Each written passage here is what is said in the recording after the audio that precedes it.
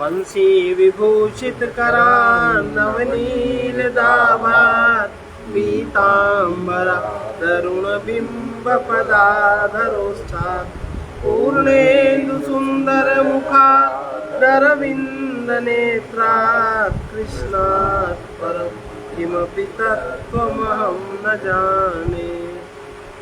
ब्रह्म सूत्र के अध्याय 1 के चौथे पाद का 11वां सूत्र है। न संख्योपसंग्रहादपि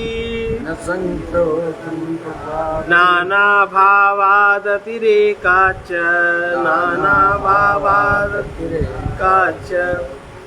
श्रुति में संख्या का ग्रहण होने से भी वो सांख्य मतोक्त तत्वों की गणना नहीं है, क्योंकि वो संख्या दूसरे अनेक भाव व्यक्त करने वाली है तथा वहाँ उससे अधिक काव्य वर्णन है। बृहदारण्यक उपनिषद में कहा गया है कि यस्मिन् पंच जना आकाशश्च प्रतिष्ठितः तमेव मन्य आत्मानं विद्वान् ब्रह्मामृतोऽमृतम् 4 का 70वां, जिसमें 5 पंचजन और आकाश भी प्रतिष्ठित है, उसी आत्मा को मृत्यु से रहित मैं विद्वान अमृत स्वरूप ब्रह्म मानता हूँ। इस मंत्र में जो संख्यावाचक पंच शब्द आए हैं, इनको लेकर 25 तत्वों की कल्पना करना उचित नहीं, क्योंकि यहाँ ये संख्यावाचक शब्द दूसरे भाव को व्यक्त करने वाले हैं। इसके सिवा पंच से 25 संख्या मानने पर भी उक्त मंत्र में वर्णित आकाश और आत्मा को लेकर 27 तत्व होते हैं, जो सांख्य मत की निश्चित गणना से अधिक हो जाते हैं।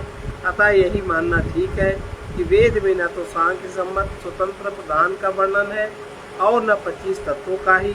जिस प्रकार श्वेतासूत्र उपनिषद में अजा शब्द से उस पर ब्रह्म परमेश्वर की अनादि शक्ति का वर्णन किया गया है, उसी प्रकार यहाँ पंच जना पदों द्वारा परमेश्वर की विभिन्न कार्य शक्तियों का वर्णन है। इसका संबंध बनता है, तब फिर यहाँ पंच जना पदों द्वारा किनका ग्रहण होता है, ऐसी जिज्ञासा होने पर कहते हैं प्राणादयो वाक्य शेषात् प्राणादयो वाक्य शेषात् 1-4 का 12वां सूत्र है। बाद वाले मंत्र में कहे हुए वाक्य से यहाँ प्राण और इंद्रियां ही ग्रहण करने योग्य है। उपर्युक्त मंत्र के बाद आया हुआ मंत्र इस प्रकार है। प्राणस्य प्राणमुत चक्षुषश्च श्रुतस्रोतस्य चक्षुषश्च चक्षुश्रुतस्रोतस्य श्रोतं मनसो ये मनो विदुः ते निचिक्युर्ब्रह्म पुराणमग्न्यम् 4 का 18वां, अर्थात जो विद्वान उस प्राण के प्राण, चक्षु के चक्षु, स्रोत के स्रोत, मन के भी मन को जानते हैं, वे उस आदि पुराण पुरुष परमेश्वर को जानते हैं। इस वर्णन से यह सिद्ध होता है कि पूर्व मंत्र में पंच जना पदों के द्वारा 5 प्राण, 5 ज्ञानेन्द्रियाँ, 5 कर्मेंद्रियाँ, मन तथा बुद्धि आदि परमेश्वर की कार्य शक्तियों का है वर्णन है, क्योंकि उस ब्रह्म को ही उक्त मंत्र में प्राण का प्राण, चक्षु का चक्षु, स्रोत का स्रोत तथा मन का भी मन कहा गया है। इससे यह निष्कर्ष निकलता है कि उस परब्रह्म के संबंध में ही प्राण आदि अपना कार्य करने में समर्थ होते हैं। इसलिए यहाँ इनके रूप में उसी की शक्ति विशेष का विस्तार बताया। मध्यांदिनी शाखा वालों के पाठ के अनुसार प्राणस्य प्राणम इत्यादि मंत्र में अन्न का भी वर्णन होने से प्राण, चक्षु, स्रोत, मन, अन्न को लेकर 5 की संख्या पूर्ण हो जाती है, परंतु कांड शाखा के मंत्र में अन्न का वर्णन नहीं है। अतः वहाँ परमेश्वर की 5 विध कार्य शक्तियों की संख्या पूरी होगी, ऐसी जिज्ञासा होने पर कहते हैं ज्योतिषैकेशाम सत्यन्ने 1-4-13। यहाँ एक शाखा वाले के पाठ में अन्न का वर्णन न होने पर पूर्व वर्णित ज्योतिष के द्वारा संख्या पूर्ति की जा सकती है। माध्यन्दिनी शाखा वालों के पाठ के अनुसार इस मंत्र में ब्रह्म को प्राण का प्राण आदि बताते हुए अन्न का अन्न कहा गया है। अतः उनके पाठानुसार यहाँ 5 की संख्या पूर्ण हो जाती है, परंतु कांड शाखा वालों के पाठ में अन्न से अन्नम इस अंश का ग्रहण नहीं हुआ। अतः उनके अनुसार 4 का ही वर्णन होने पर 5 की संख्या पूर्ति में 1 की कमी रह जाती है। अतः सूत्रकार कहते हैं कांड शाखा के पाठ में अन्न का ग्रहण न होने से 1 की कमी रहती है। उसकी पूर्ति 4-4-16 के मंत्र में वर्णित ज्योति के द्वारा कर लेनी चाहिए। वहाँ उस ब्रह्म को ज्योति का भी ज्योति बताया गया है। 70वें मंत्र का वर्णन तो संकेत मात्र है, इसलिए उसमें 5 संख्या की पूर्ति करना आवश्यक नहीं है। तो भी ग्रंथकार ने किसी प्रकार भी प्रसंगवश उठाने वाली शंका का निराकरण करने के लिए यह सूत्र कहा। यहाँ यह शंका होती है कि श्रुति में जगत के कारण का अनेक प्रकार से वर्णन आया। कई सत से सृष्टि बताई गई, कई असत से, तथा जगत की उत्पत्ति के क्रम में भी भेद है। कहीं पहले आकाश की उत्पत्ति बताई गई, कहीं पहले तेज की, कहीं प्राण की, कहीं किसी अन्य की। इस प्रकार वर्णन में भेद होने के वेद वाक्यों से निश्चित नहीं किया जा सकता कि जगत का कारण केवल परब्रह्म परमेश्वर ही है तथा सृष्टि का क्रम अमुक प्रकार से है। इस पर है कारणत्वेन चाकाशदिषु यथाव्यपदिष्टोक्तेः 1-1-4-14। आकाश आदि किसी भी क्रम से रचे जाने वाले पदार्थ में कारण रूप से सर्वत्र एक ही वेदांत वर्णित ब्रह्म का प्रतिपादन किया गया है। इसलिए पर ब्रह्म ही जगत का कारण है। वेद में जगत के कारणों का वर्णन नाना प्रकार से किया गया है तथा जगत की उत्पत्ति का क्रम भी अनेक प्रकार से बताया गया है। तथापि केवल पर ब्रह्म को जगत का कारण मानने में कोई दोष नहीं है, क्योंकि जगत के दूसरे कारण जो अनाद आकाश आदि कहे गए हैं उनका भी परम कारण पर ब्रह्म को बताया गया है। इससे ब्रह्म की ही कारणता सिद्ध होती है, अन्य किसी की नहीं। जगत की उत्पत्ति के क्रम में जो भेद आता है वो इस प्रकार है। कहीं तो आत्मन आकाश संभूता है, तैत्तिरीय उपनिषद के 2 अध्याय का पहला इत्यादि श्रुति के द्वारा आकाश आदि के क्रम से सृष्टि बताई गई है। कहीं तत्तेजो असृजत, छांदोग्य उपनिषद के 6-2-3 इत्यादि मंत्रों द्वारा तेज आदि के क्रम से सृष्टि का प्रतिपादन किया गया है। कहीं सा प्राणम असृजत, प्रश्न उपनिषद के 6 का 4 इत्यादि वाक्यों द्वारा प्राण आदि के क्रम से सृष्टि का वर्णन किया गया।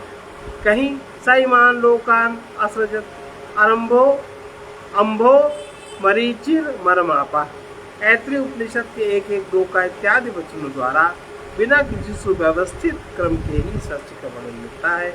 इस प्रकार सृष्टि क्रम के वर्णन में भेद होने पर भी कोई दोष की बात नहीं है, बल्कि इस प्रकार विचित्र रचना का वर्णन तो ब्रह्म के महत्व का ही द्योतक है, ब्रह्म के महत्व का ही द्योतक है। कल्प भेद से ऐसा होना संभव ही है, इसलिए ब्रह्म को ही जगत का कारण बताना सर्वथा। उपनिषदों में कहीं तो यह कहा गया है पहले एकमात्र सत्य था, तैत्तिरीय उपनिषद का 2 अध्याय का 7। कहीं कहा है पहले केवल सत्य ही था, छांदोग्य उपनिषद के 6-2-1। कहीं पहले अव्याकृत था, बृहदा उपनिषद के 1-4-7 ऐसा वर्णन आता है। उपर्युक्त शब्द ब्रह्म के वाचक कैसे हो सकते हैं, ऐसी शंका होने पर ये हम लोग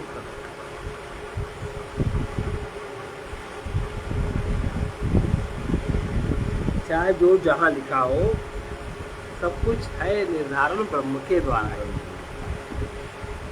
क्रम है प्रकृति में, ब्रह्म में कोई क्रम नहीं, वो अनादि है, अनंत है, सर्वत्र है। तो चाहे तेज ले लो, चाहे वायु ले लो, चाहे आकाश ले लो,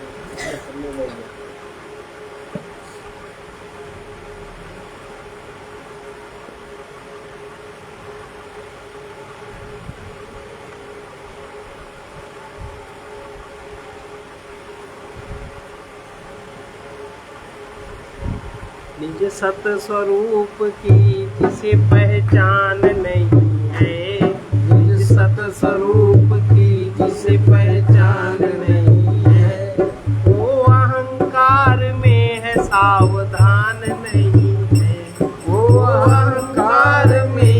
सावधान नहीं है।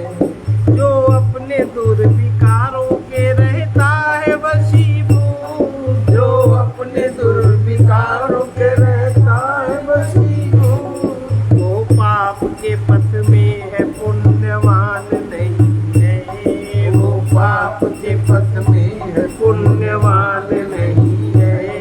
वो अहंकार में है सावधान नहीं है।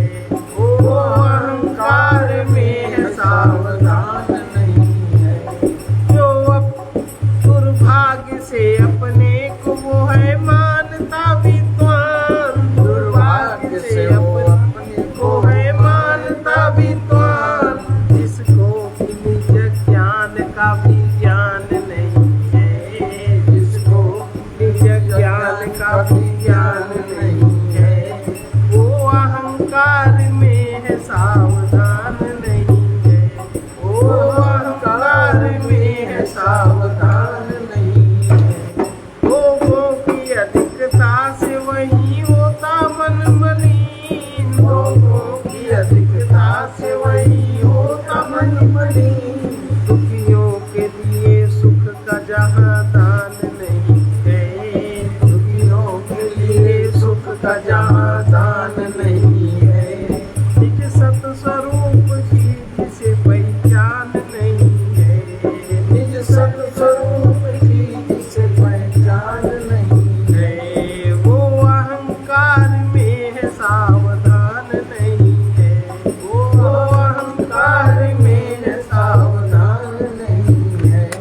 वो धन्य है जिसको मिला संतोष परम धन।